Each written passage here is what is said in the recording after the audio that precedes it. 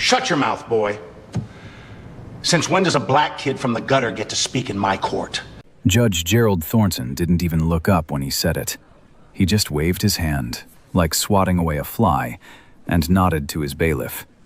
Darnell Scott, 17 years old, standing in a borrowed suit. Your Honor, I have the right to... You have no rights here. Deputy, cuff him! The bailiff grabbed Darnell's wrists. The handcuffs clicked shut. 40 people watched. Nobody moved. But here's what the judge missed. The manila folder pressed against Darnell's chest held enough evidence to destroy everything he had built in 30 years. And by tomorrow morning, the whole country would know it. Cedarville sat in the deep belly of the American South. The kind of town where everybody knew everybody, but not everybody was treated the same. A single set of railroad tracks cut the town clean in half. To the west, neat lawns, good schools, and streets that got repaved every spring. To the east, cracked sidewalks, boarded-up storefronts, and a neighborhood the city council pretended didn't exist. Darnell Scott grew up on the east side. He lived with his grandmother, Lorraine Scott, in a small house with peeling paint on the outside and not a speck of dust on the inside. Lorraine kept that house spotless, the way she kept her dignity, fiercely, quietly, and without asking anyone's permission. She worked 2 jobs, morning shift at the hospital laundry, night shift stocking shelves at the grocery store across town.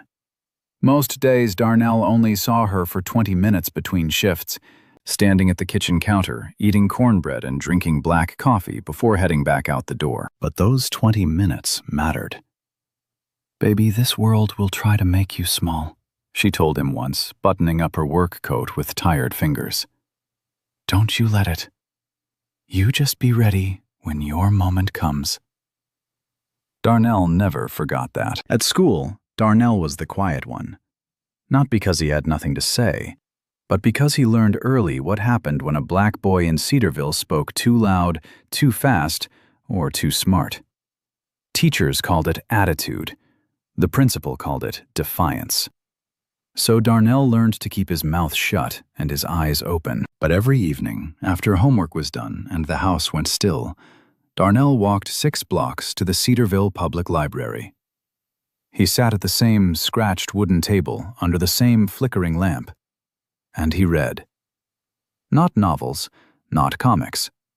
Law books, court transcripts, constitutional amendments, judicial ethics codes.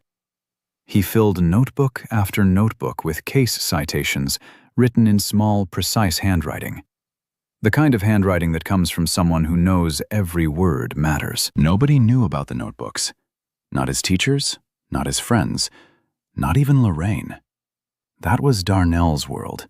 Small, quiet, invisible. Now let me tell you about the man who ran the other side of town. Judge Gerald Thornton had sat on the Cedarville County bench for 30 years. 30 years of gavels and sentences and absolute, unquestioned power. The white establishment loved him. The Chamber of Commerce gave him awards. The local paper ran a profile on him every few years with the same headline, Guardian of Justice.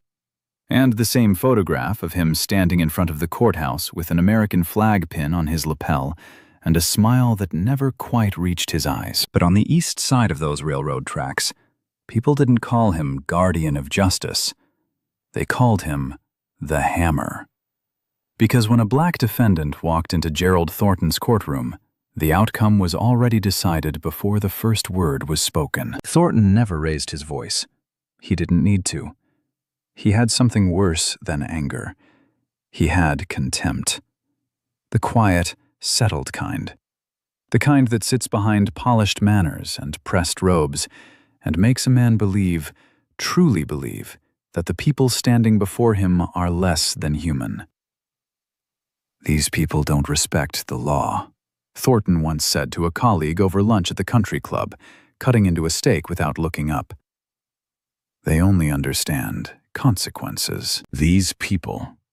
That's how he said it. Like he was talking about a different species, And for 30 years, nobody challenged him. Not the prosecutors who watched him hand down maximum sentences to black teenagers for first offenses.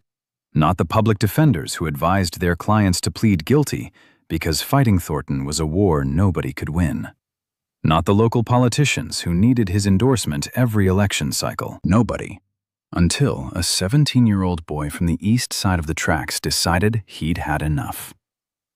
It started on a Tuesday afternoon in the Cedarville High School parking lot. The kind of ordinary afternoon that changes everything. Darnell's best friend, Calvin Moore, got into an argument with a white student over a parking spot. Words were exchanged, voices got loud. Nothing more. No fists, no threats. Just two teenagers running hot over something stupid. Then the school resource officer showed up. He walked right past the white student, didn't even glance at him. He went straight for Calvin, grabbed him by the arm, pushed him against the car. Then he turned to Darnell, who was standing 5 feet away, holding his backpack, doing absolutely nothing. "You two, hands where I can see them." Darnell didn't run, didn't resist. He just asked a question. The most dangerous thing a black boy in Cedarville could do. "Sir, I just want to understand the basis for detaining us when the other student was also—" "That's enough. Hands behind your back." The white student walked to his car, drove away, went home to dinner. Darnell and Calvin were put in the back of a patrol car. The charge? Disorderly conduct. And for Darnell, because he dared to ask a question. Resisting a peace officer. He was 17 years old. He had never been in trouble, not once. And now he had a case file with his name on it, heading straight for Judge Gerald Thornton's courtroom. The gears were already turning, and Darnell didn't know it yet, but he was about to walk into the fight of his life. The Juvenile Processing Center smelled like bleach and bad decisions. Darnell stood under a strip of fluorescent light that buzzed like a dying insect, while a clerk with bored eyes rolled ink across his fingertips, one by one, pressing them onto a card like he'd done it 1,000 times before. Because he had. Fingerprinted, photographed, filed. Darnell looked down at his hands afterward. The ink sat in the creases of his skin, dark and stubborn. He went to the bathroom and scrubbed them under cold water until his knuckles ached. The ink didn't come off. Not all of it. It stayed in the lines of his fingers like a stain the system had already decided he deserved. Lorraine arrived 40 minutes later. She'd left her night shift early, walked off the floor without a word when the call came, and now she stood at the front desk in her work uniform, signing papers with a hand that wouldn't stop trembling. She used the grocery money to pay the processing fee. $42. That was half of what she'd budgeted for the week. She didn't say anything until they were in the car. The engine idled in the parking lot for a long time before she spoke. "You didn't do anything wrong, Darnell." Her voice cracked on his name. "But that don't matter to them. It never has." Darnell stared at the ink on his fingers and said nothing. That night, he sat on his bed and pulled out the letter he'd been carrying in his backpack for 2 weeks. The pre-law summer program at the state university, the one he'd spent months applying to, had sent a conditional acceptance. Full scholarship, housing included. The first real door that had ever opened for him. But there was a line on the application he hadn't noticed before. Page 4, Section 6. A single question printed in small black type. Have you ever been arrested or charged with a criminal offense? He read it 3 times. Then he folded the letter and put it back in his bag. He turned off the lamp. He lay in the dark and listened to the freight train roll through town, that low, heavy rumble that shook the walls every night, and he wondered if the door had already closed. 3 days later, Darnell sat in the waiting room of the Cedarville County Public Defender's Office. The walls were gray, the chairs were plastic. A water cooler in the corner made a gurgling sound every few minutes like it was choking. Stacks of case files covered every surface, Desks, chairs, windowsills, like paper snowdrifts. Attorney Vivian Cole walked in 11 minutes late, holding a coffee in one hand and 3 folders in the other. She was in her early 40s, black, sharp-eyed, and running on what looked like 4 hours of sleep. She sat down across from Darnell, opened his file, scanned it for maybe 3 minutes, and closed it. Okay, Darnell, here's where we are. You've been charged with disorderly conduct and resisting a peace officer. Given your clean record, I can probably get this knocked down to a lesser charge. You plead guilty, do some community service, and we move on. Plead guilty, Darnell repeated. Not a question. A taste test, like he was chewing on something bitter. I know it's not fair, Vivian said. She leaned back in her chair and rubbed her eyes. But I'm going to be honest with you. Your case is assigned to Judge Thornton, and fighting a charge in front of Thornton, especially for a young black man, that's a war you can't win. He will make an example of you. Darnell looked at her for a long moment.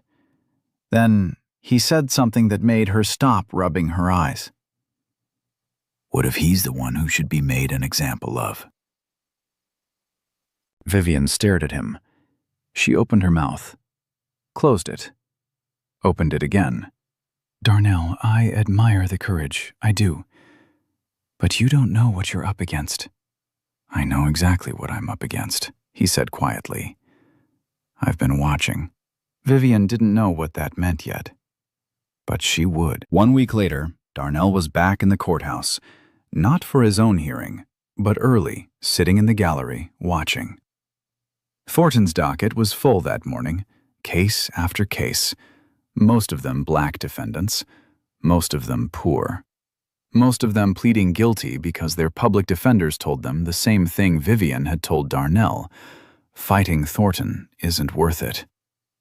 But there was one case Darnell couldn't look away from. A young black woman, maybe 23, 24, stood before the bench with her hands clasped in front of her. She was thin. She wore a clean blouse that she'd probably ironed that morning. She'd been charged with shoplifting. First offense. The items she stole were diapers and baby formula. Her public defender asked for leniency, community service, a suspended sentence. He pointed out that she had no prior record, that she was a single mother, that she was employed part-time and trying to get back on her feet. Thornton listened with his chin resting on his hand. When the defense finished, he straightened up, adjusted his glasses, and delivered his ruling like he was reading a grocery list. 60 days in county jail. The woman's knees buckled. A sound came out of her. Not a scream, not a word. Just a raw, broken noise that filled the courtroom like smoke. The bailiff stepped forward. The judge didn't flinch, didn't blink. Personal circumstances, Thornton said, his voice flat and final, do not excuse criminal behavior. Darnell sat in the back row and watched. His jaw was tight. His hands were still. But under his seat, resting on his knees, his notebook was open, and he was writing. He'd been writing for 18 months. Names, dates, charges, sentences, race. Every case that passed through Thornton's courtroom that Darnell could find in the public record. Every pattern, every gap, every number that told a story the judge didn't want anyone to read. Nobody noticed the quiet boy in the back row with the notebook. Nobody ever did. Then came the day Darnell had been waiting for. His preliminary hearing. He stood before Judge Thornton in the same courtroom where he'd watched the young mother get sentenced for stealing diapers. He wore the same borrowed suit. He stood straight. He spoke clearly. Your Honor, I respectfully request the opportunity to address the court regarding the factual basis for you don't speak unless spoken to in my courtroom. Sir, under procedural code, I have the right to. Thornton's gavel hit the bench so hard the microphone popped. Deputy Harmon, cuff this boy. Contempt of court. The courtroom went cold. Ray Harmon walked toward Darnell with the handcuffs already open. Darnell didn't run, didn't flinch. He stood still and let the metal close around his wrists. The click loud enough to echo off the marble walls. In the second row, Lorraine Scott stood up. Her hand was over her mouth. Her eyes were wide and wet. She looked at her grandson in handcuffs, and her whole body trembled, not with weakness, but with a fury she had spent 60 years learning to contain. Thornton looked down at Darnell one last time. "Maybe a night in holding will teach you some manners." Then he moved on to the next case, like nothing had happened. Like the boy in handcuffs was already forgotten. But Darnell Scott was not the kind of boy who got forgotten. He was the kind who remembered everything. The juvenile holding cell was 6 feet by 8 feet, gray walls, metal toilet, thin mattress. The fluorescent light above didn't flicker, it just hummed, steady and relentless, crawling into Darnell's skull. For the first time, he looked scared. Not the kind you show, the kind you carry in your chest, like a fist pressing against your ribs.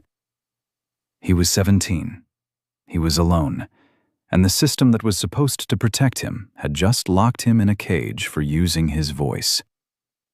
He reached into his sock and pulled out a folded photocopy, a judicial ethics statute he'd found at the library 3 weeks earlier. Grounds for removal of a sitting judge, abuse of authority, pattern of discriminatory conduct. He read it 3 times. He thought about the young mother who got 60 days for diapers, about Calvin, about every name in his notebook. If he took the plea deal, it would follow him. The scholarship would disappear, and Thornton would do it again tomorrow, and the day after, and the day after that. But if someone had the proof, if someone had been counting, then someone could stop it. Darnell had been counting for 18 months. He folded the paper, put it back in his sock, and made the decision that would change everything. He wasn't going to fight his case. He was going to take down the judge. The next morning, Lorraine was waiting outside the detention center at 6 a.m. She pulled him into her arms without a word. In the driveway, she turned off the engine and looked at him. "Tell me what you need." "I need you to trust me, Grandma." "Baby, I've been trusting you since the day you were born." Darnell went inside, showered, and walked straight to the public defender's office. He found Vivian at her desk and dropped his notebook in front of her. It landed with a thud that made her coffee ripple. She opened it, and for the next 5 minutes, she didn't speak. 18 months of data. Every case from Thornton's courtroom pulled from public records at the library. Defendant name, charge, race, sentence, all organized in neat columns. Black defendants averaged 45 days for first offense misdemeanors. White defendants, probation or community service. Black juveniles received maximum sentences 84% of the time. White juveniles had charges dismissed in more than half their cases. Vivian turned the pages slowly. She looked up at Darnell. Really looked at him. "Darnell, where did you learn to do this?" "The library's free." She closed the notebook, pushed her case files aside, all of them, and pulled her chair forward. "Tell me everything." Over the next 2 weeks, they turned her office into a war room. They pulled sentencing records, cross-referenced by race and outcome. The pattern wasn't subtle. It was a canyon. Then they found the case that cracked it open. 3 months before Darnell's arrest, a white teenager at Cedarville High, same school, same grade, was charged with the exact same offense, same statute, same circumstances. Thornton dismissed the charges. No fine, no record. Side by side, identical charges. One walked free, the other was handcuffed in court. But Darnell wasn't finished. He'd found that Thornton's re-election campaigns received significant contributions from Ridgeline Corrections, the private company operating the county's juvenile detention facility. More kids in detention meant more profit. "He's not just biased," Darnell said, laying the financial records next to the sentencing data. He's getting paid. Vivian stared at the documents. Darnell, if we bring this forward while your case is pending, he will bury you. He's already been burying people. I'm just the first one who dug up the proof. Vivian leaned back.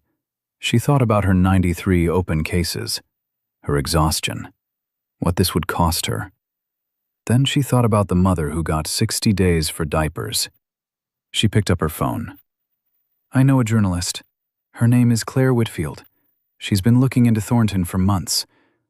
I think it's time we talked. That night, Lorraine stood in the kitchen doorway, watching Darnell organize papers on the table. She didn't ask what they were. She just looked at him. This boy she'd raised from nothing, with nothing, and said the truest thing she'd ever spoken. I raised you for a moment like this. I just didn't think it'd come so soon. The diner sat on the edge of town, past the last stoplight, where Cedarville started turning into empty fields and gravel roads. The kind of place with sticky menus, burnt coffee, and booths where the vinyl seats had cracked down the middle and been patched with duct tape. Nobody came here for the food. People came here to not be seen. Claire Whitfield was already sitting in the back booth when Darnell and Vivian walked in. She was mid-30s, white, with sharp eyes and ink-stained fingers. A digital recorder sat on the table next to a half-eaten piece of pie. Her laptop was open but turned away from the door. A habit, not a choice. Claire had been an investigative journalist for 11 years. She'd covered corruption in small towns across the South, crooked sheriffs, rigged contracts, embezzlement schemes that ran through city councils like rot through wood. 6 months ago, she'd started looking into Thornton. Not because anyone asked her to, because the numbers caught her eye the same way they'd caught Darnell's. But Claire had something Darnell didn't. She had audio. 6 months ago, a woman named Patricia Bowman walked into my office, Claire said, keeping her voice low even though the diner was nearly empty. She was a court clerk in Thornton's office for 9 years, quit last spring, walked out one day and never went back.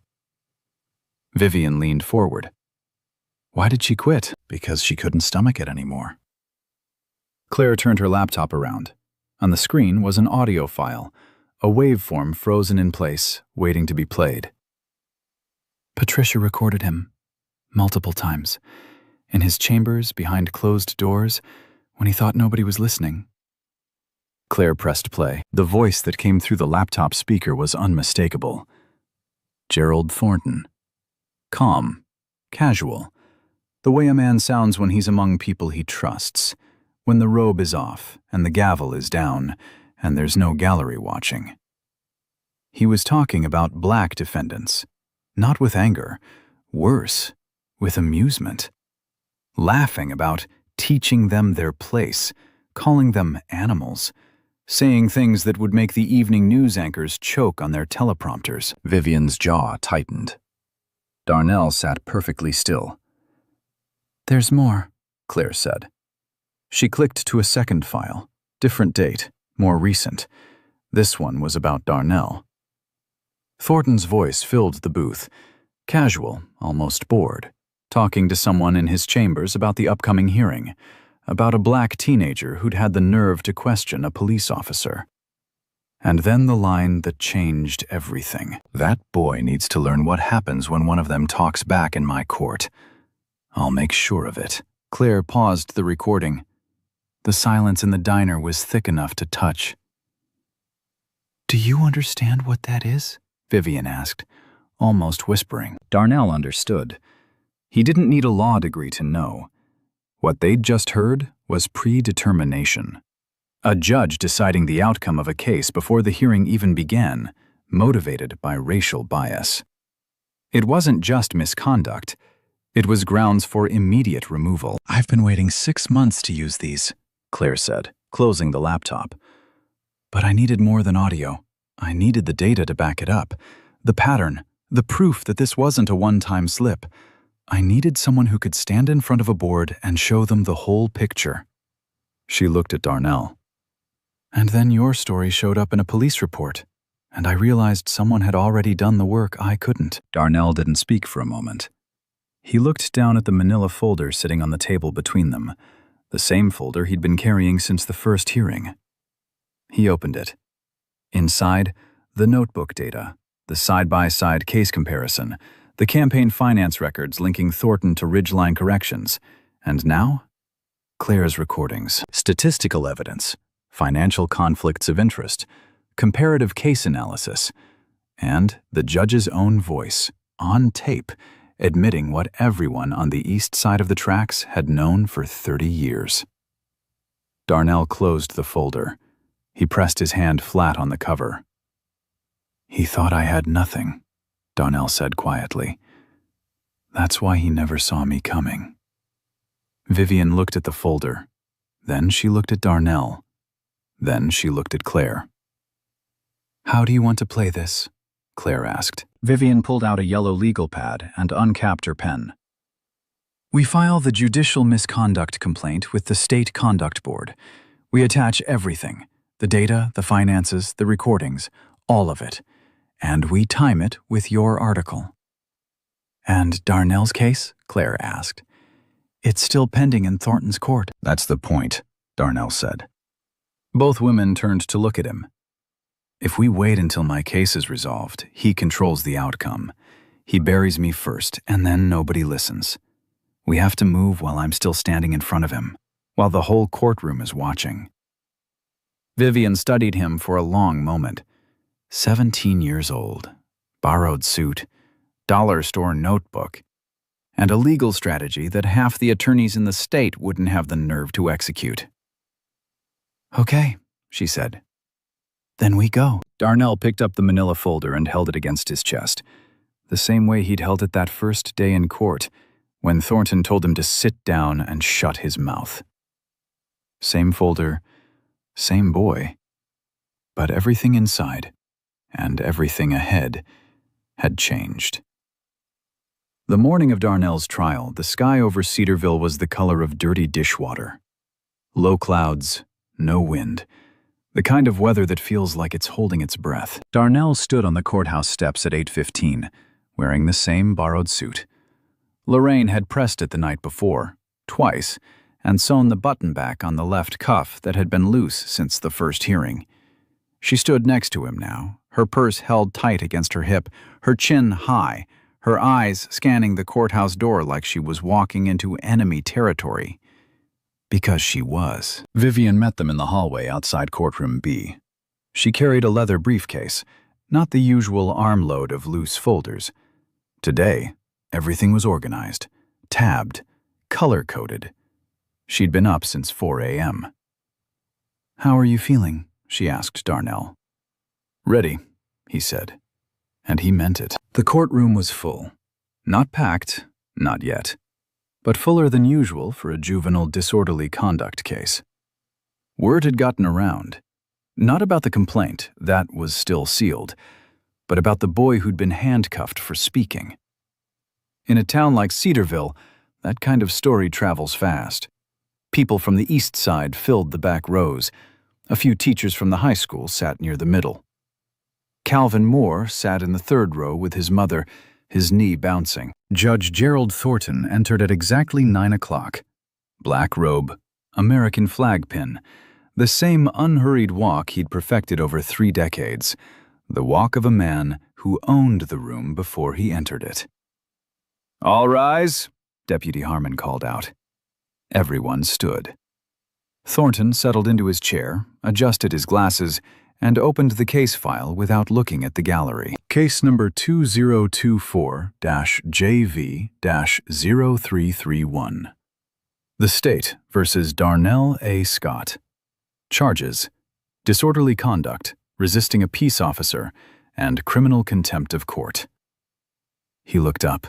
His eyes found Darnell the way a hawk finds a mouse in an open field. "Is the defense ready?" Vivian stood. "Yes, Your Honor. And before we proceed, the defense has a preliminary motion to present." Thornton raised an eyebrow. Preliminary motions in juvenile cases in his courtroom were rare. Preliminary motions from overworked public defenders were almost unheard of. Go ahead, counselor.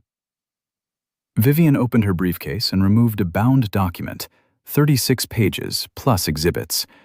She handed copies to the court clerk, to the prosecution, and placed one directly in front of the judge. Your Honor, the defense moves for your recusal from this case, pursuant to Judicial Conduct Code Section 3, on the grounds of documented racial bias in sentencing. The courtroom went quiet. Not the polite quiet of procedure, the deep quiet of shock. Thornton picked up the document. He flipped through the first few pages slowly. His face didn't change, but his left hand, resting on the bench, curled into a fist so tight his knuckles went white. Counselor, he said, his voice perfectly level. I have sat on this bench for 30 years. I have adjudicated thousands of cases, and you are going to stand in my courtroom and accuse me of bias based on... He glanced at the cover page. A statistical analysis prepared by whom, exactly? Vivian didn't flinch. The data was compiled from public sentencing records available through the county clerk's office, Your Honor. It spans a 36-month period and demonstrates a consistent and statistically significant disparity in sentencing outcomes based on the race of the defendant. And who compiled this data? Vivian paused. She didn't look at Darnell. She didn't need to. A concerned citizen, Your Honor. Thornton leaned forward. His eyes moved from Vivian to Darnell and stayed there. A long, slow look. The kind meant to intimidate. The kind that had worked on every defendant who'd ever stood in this room. Darnell met his gaze. He didn't blink. This is a teenager's homework project, Thornton said, tossing the document onto his desk. I'm not going to dignify it with a formal response. That's when District Attorney Nathan Brooks stood up. Mid-50s, white, silver-haired, with the confident posture of a man who'd spent his career on the winning side of every case in this courtroom. He buttoned his jacket as he rose. Your Honor, the state objects to this motion in the strongest possible terms. Judge Thornton is one of the most respected jurists in this county. This motion is frivolous, it's inflammatory, and frankly, it's an attempt by the defense to derail these proceedings and distract from the charges at hand. Brooks turned to the gallery as he spoke, performing for the room the way prosecutors do when they know the judge is already on their side. The defense has presented no expert testimony, no peer-reviewed analysis, and no credible evidence of bias. This is a stunt, Your Honor, nothing more. Thornton nodded, slowly, like a king receiving tribute. The motion for recusal is denied, he said. He picked up his gavel, held it, let the silence stretch. Then he looked directly at Darnell and said, with a voice as cold as marble, "Now, shall we proceed with your case, young man?" Darnell's jaw tightened, but he didn't drop his eyes. He gave a small, deliberate nod to Vivian, just a dip of the chin, barely visible, because this was expected. Every part of it. The denial, the condescension, Brooks's performance, Thornton's arrogance. They had planned for this the way a chess player plans 4 moves ahead, not hoping the opponent will make a mistake, but knowing exactly what he'll do, because he always does the same thing. The courtroom recessed for lunch at 11:45. The gallery emptied. Thornton disappeared into his chambers. Brooks shook hands with the court clerk and walked out smiling. But in the hallway outside, away from the cameras and the marble and the flags, Vivian Cole sat on a wooden bench with her phone in her hand and filed a formal complaint with the State Judicial Conduct Board. Attached, the full statistical analysis, the comparative case file of the white student, the campaign finance records linking Thornton to Ridgeline Corrections, and a USB drive containing 3 audio recordings of a sitting judge making racist statements in his private chambers. Then she made one phone call. Claire Whitfield picked up on the first ring. "It's time," Vivian said. "Run it." She hung up. Darnell sat down next to her on the bench. His hands were steady. His breathing was even. "The courtroom was Plan A," Vivian said quietly. Darnell looked at her. The faintest trace of something crossed his face. Not a smile, but the ghost of one. "No," he said. "This was always the plan." Vivian stared at him. 17 years old. She shook her head slowly, the way you do when you're watching something you didn't think was possible. "God help him," she murmured, looking back toward the courtroom doors. "He has no idea what's coming." Something changed in Thornton's courtroom after lunch. You could feel it. The air got heavier, the silences got longer, and the judge was sitting differently, stiffer, his fingers drumming the bench in a rhythm no one had ever seen before. Someone had tipped him off. It didn't matter how. What mattered was this. Gerald Thornton knew a formal complaint had been filed, and he responded the only way he knew how. He hit harder. Court resumed at 1:30. Thornton called Darnell's case back. Vivian stood to begin the defense's opening. He cut her off. "Before we continue, it has come to my attention that the defendant may represent a flight risk.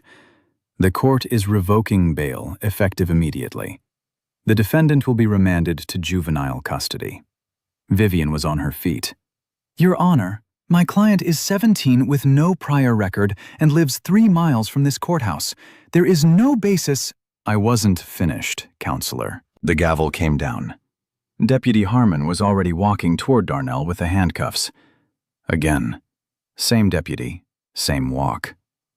Darnell stood. He didn't run. He straightened his suit and held out his wrists. But Lorraine was done being silent. She rose from the second row like something held down too long. Not screaming. Clear. "You will not touch my grandson!" "Ma'am, sit down, or you will be held in contempt." "Then hold me in contempt! Hold me in contempt for defending a child!" The courtroom held its breath. In the fourth row, a woman no one noticed held her phone low in her lap, recording everything. Harmon cuffed Darnell. The click echoed. Darnell turned to his grandmother one last time. "It's okay, Grandma. Be ready." The side door closed behind him. That night, Darnell lay on a thin mattress in the county juvenile detention facility, the one operated by Ridgeline Corrections, the company whose money sat in Thornton's campaign account. He didn't have his notebook. He had nothing but his thoughts and the hum of the ventilation pushing stale air through a room that was never meant for someone like him. For a while, he doubted. Maybe the system was too big. Maybe he was just a kid with a dollar store notebook and a borrowed suit. Maybe courage wasn't enough. Then he heard Lorraine's voice, not in the room, in his memory. "You just be ready when your moment comes." He whispered it back to the ceiling. He didn't sleep, but he stopped shaking. What Darnell didn't know was that 3 miles away, the world was shifting. At 7:18 p.m., Claire Whitfield's article went live. The headline, "Cedarville Judge's Sentencing Record Reveals Racial Disparities. Teen Who Spoke Up, Now Jailed Without Bail." By 8, 400 shares. By 9, the courtroom video hit the internet. 38 seconds of Darnell being cuffed while Lorraine shouted from the gallery. By midnight, 500,000 views. Hashtag Free Darnell. By morning, it was trending nationally. A major civil rights law firm reached out to Vivian. Full pro bono support. Darnell woke up in a cell with no idea the world had heard him. And Thornton woke up in his 4-bedroom house with no idea that the walls of his courtroom were about to come crashing down. The hearing room on the 4th floor of the state capitol looked nothing like Thornton's courtroom. No dark wood, no marble, no portraits, just a long table, gray carpet, and 5 chairs behind a raised platform where the State Judicial Conduct Board sat with water glasses and legal pads. Commissioner Eleanor Davis sat in the center. Early 60s, black, silver streaked hair pulled back tight. She'd served on the board for 14 years. She'd reviewed hundreds of complaints. Most went nowhere. This one was different. She'd known it the moment she opened the file. The room was packed. Reporters lined the back wall. Attorneys from the national law firm sat behind Vivian. District Attorney Nathan Brooks sat on the other side, sweating through his collar for the first time in his career. And in the front row, Lorraine Scott sat with her back straight as iron. At 9 o'clock, the side door opened. Darnell walked in. Same suit, same folder. He'd been released 2 hours earlier, after the board's emergency order halted all proceedings in Thornton's court. His eyes were tired, but his hands were steady. A few seats behind the prosecution table sat Judge Gerald Thornton. No bench, no gavel, no robe. Just a gray suit and a face carved from wax. For the first time in 30 years, he was not the most powerful person in the room. Commissioner Davis called the hearing to order. We will begin with the complainant's evidence. Ms. Cole, call your first witness. The defense calls Darnell Scott. Darnell walked to the witness stand, opened the manila folder, and for the next 20 minutes, he did something no one in that room was prepared for. He started with the data. 18 months of sentencing records pulled from public files at the Cedarville Library, categorized by charge, race, prior record, and outcome. Over 36 months, Darnell said, his voice even. 84% of black defendants in Judge Thornton's courtroom received the maximum sentence. For white defendants facing identical charges, 22%. He let the numbers hang. Then the side-by-side comparison. Same school, same grade, same charge, same month. One boy went home. One was handcuffed in front of his grandmother. The only difference between us was the color of our skin. A collective exhale moved through the gallery. The sound of people hearing out loud what they'd always felt but never had numbers to prove. Then he closed the notebook and said the line that would end up in every headline for the next 2 weeks. Your Honor, Commissioner, I'm not asking you to believe me because of how I was treated. I'm asking you to look at the numbers. Numbers don't have a color. Commissioner Davis removed her glasses. She nodded once. Not in agreement, in acknowledgement that what she was hearing was not a teenager's homework project. Then Vivian submitted the audio recordings. 3 files.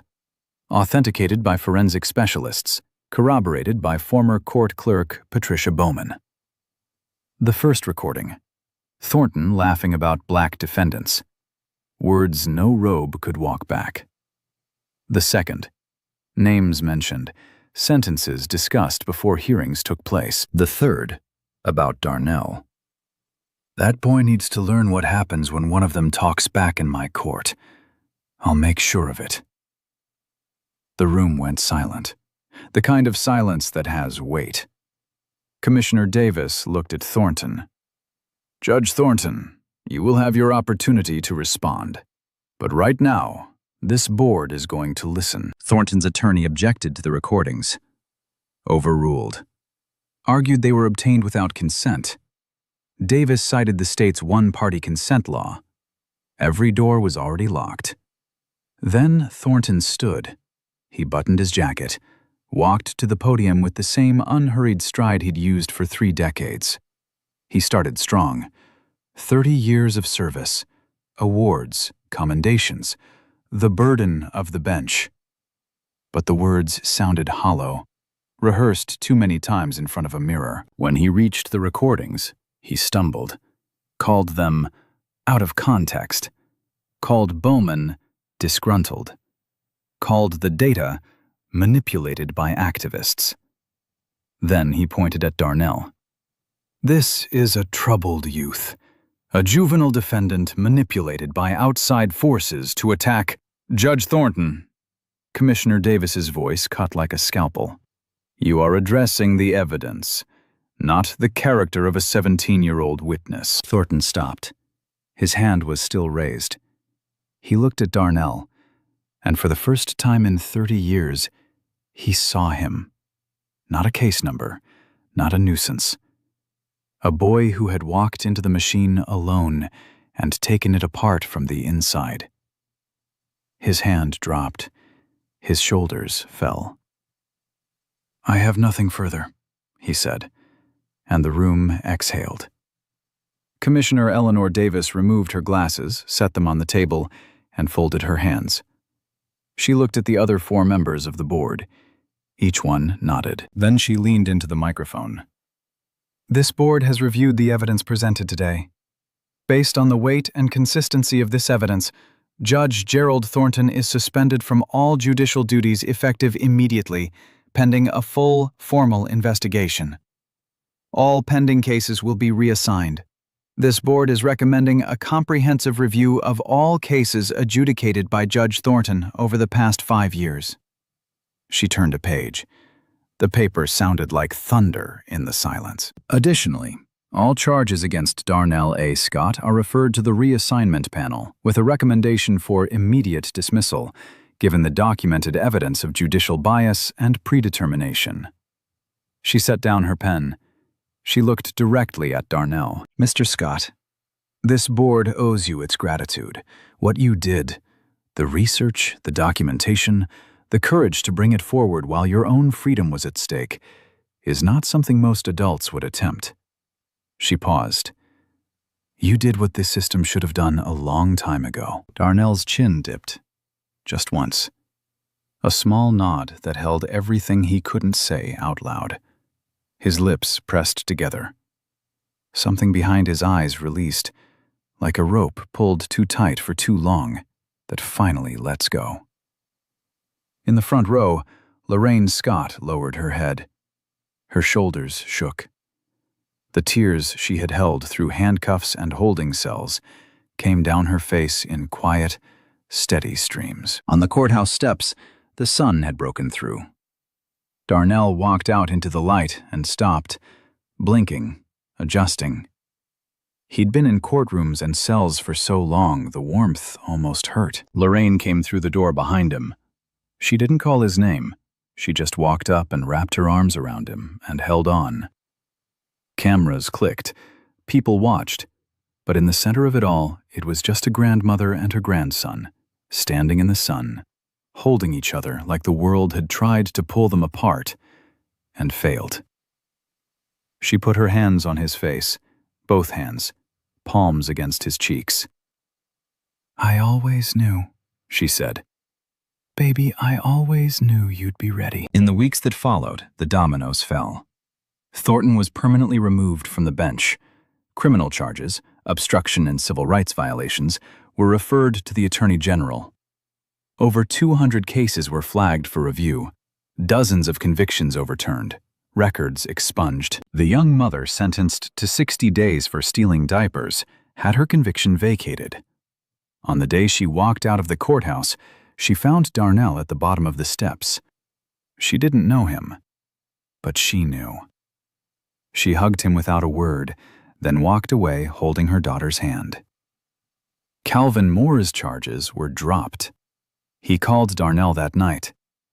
"Bro," his voice cracked. He laughed to cover it. "You really did that." "We did that," Darnell said. Ridgeline Corrections' contract with the county was terminated. The pipeline was shut down. And on a quiet Tuesday evening, Darnell pulled a letter from the mailbox. White envelope, State University seal. He opened it under the streetlight with the freight train rumbling in the distance. Full acceptance, full scholarship, pre-law summer program. He walked inside. Lorraine was at the counter in her work uniform, eating cornbread and drinking black coffee before her night shift. He put the letter in front of her.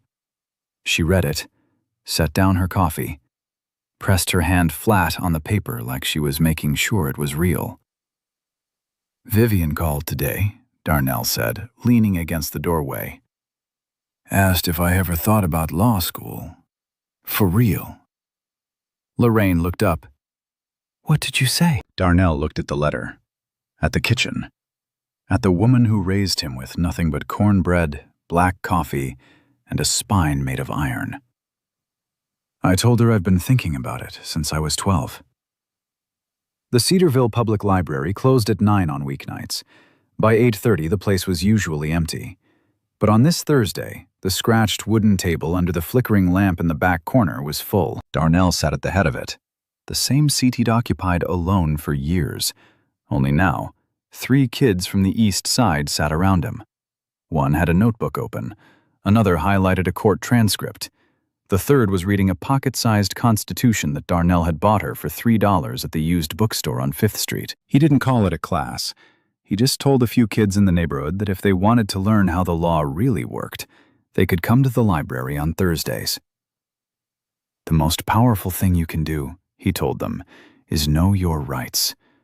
Once you know them, really know them, nobody can take that from you. Not a badge, not a robe, nobody. A 13-year-old boy looked up.